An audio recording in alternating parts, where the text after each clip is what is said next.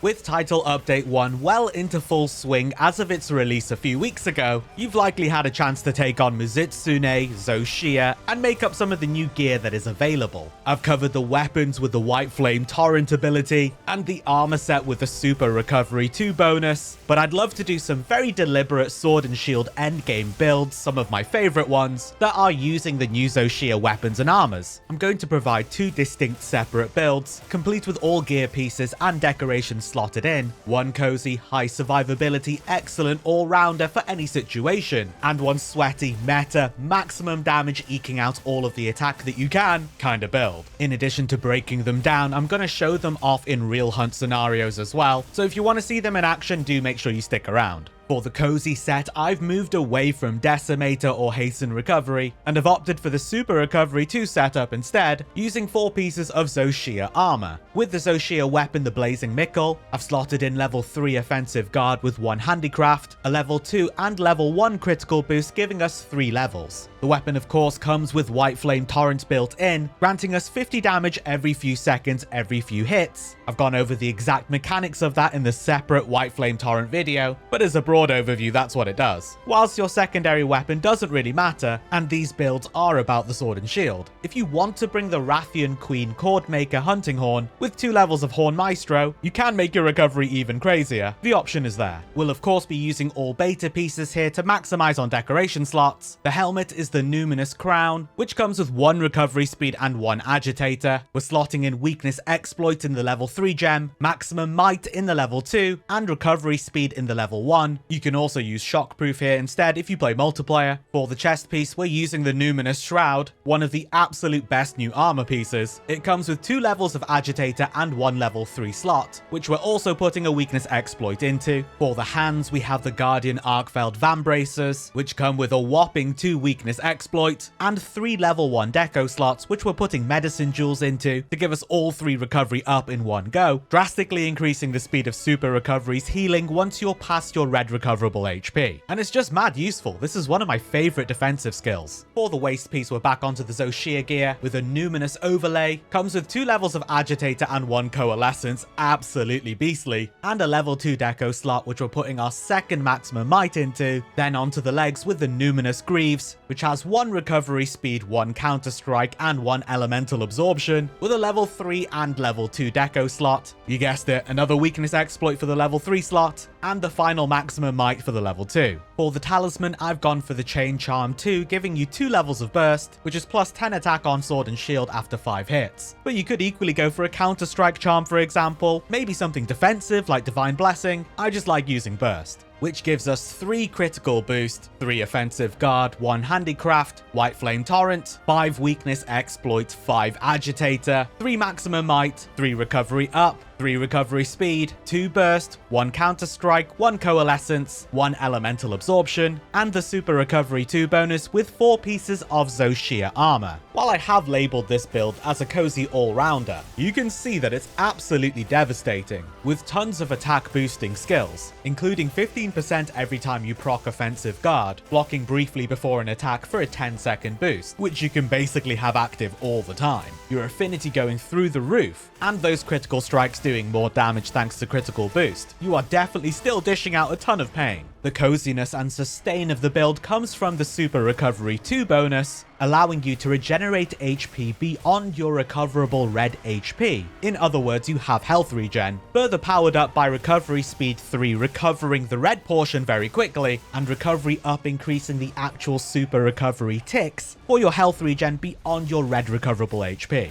Not quite an immortal build, but this will really see you through, giving you a delicious blend of offense and defense. This is the loadout I'm using 90% of the time. And for the other 10% of the time, when you want to get really sweaty and maximize your damage, there's this crazy meta full aggression build, centering around 4 pieces of Gore Magala armor, the Zoshia chest piece, and the Zoshia weapon. For the Zoshia Sword and Shield, that setup remains the same. 3 offensive guard with 1 handicraft, a level 2 and level 1 critical boost, and it has White Flame Torrent built into it. All of the armor pieces are from beta sets, so we can maximize on decoration slots once more. Starting us off off at the head with the Gore Helm, comes with 1 level of Evade window and 1 level of Coalescence, a level 3 and level 1 deco slot, in which we have Weakness Exploit and Shock Absorber. Shockproof can of course be substituted if you don't play online. On the chest we have the Zoshia Numinous Shroud, that god tier piece we saw before with 2 levels of Agitator baked in, and a level 3 deco slot we've filled with Weakness Exploit again. For the hands we have the Gore Vambracers, which come with 1 level of Evade window and 1 level of Constitution, and 2 level 2 deco slots, both of which we put maximum might into. For the waist we have the Gore Coil, which has 2 levels of Constitution on, and a level 3 and level 2 deco slot, which we've put a Weakness Exploit and a final maximum might into. For the legs we have the Gore Greaves, which come with 1 flinch free and 1 antivirus, as well as a level 3 and 2 level 1 deco slots, into which we're putting burst and 2 individual antivirus ones to bring us to antivirus 3, which is very important. Finally, for the talisman, we have the Exploiter Charm 2, bringing us those last 2 levels of Weakness Exploit. The 4 pieces of Gore Magala armor give us Black Eclipse 2, which inflicts you with Frenzy automatically upon facing a large monster, increases your attack by 5, and further increases it by another 10 for 15 in total upon recovering from Frenzy. This is super aggressive and might be a little bit confusing, so let's go through everything and break it down. The weapon gives us 3 crit boost, 3 offensive guard, 1 handicraft and white flame torrent, 5 weakness exploits, 3 constitution, 2 agitator, 3 maximum might, 3 antivirus, 2 evade window, 1 burst, 1 coalescence, 1 flinch free, with a sneaky shock absorber poking out at the end. We already know offensive guard is giving us 15% increased attack for 10 seconds shortly after blocking any attacks. Crit boost is dealing 34% instead of plus 25% with level 3. White flame torrent is 50 damage every few hits every few seconds. That's all well and fine. You're probably confused about the agitator and the burst. 3 levels of agitator is plus 12 attack and 7% affinity, whereas 2 is plus 8 attack and 5% affinity. Burst on sword and shield at level 1 is plus 8 attack after 5 hits, so you get more from 1 burst and 2 agitator than you do from 3 agitator, even though it doesn't look as tidy. Not to mention that agitator isn't permanently active, it's only when the monster's enraged, whereas burst is super easy to activate, you just land 5 strikes. The 3 levels of antivirus are also a very important part of the Black Eclipse too, because yes, we're getting 15 attack for healing the frenzy, but you also automatically get 15% affinity increase after healing frenzy too. With antivirus 3, you heal it a lot quicker, a lot easier, and you gain an additional 10% affinity. The tooltip is incorrect, giving you 25% increase affinity basically the entire fight.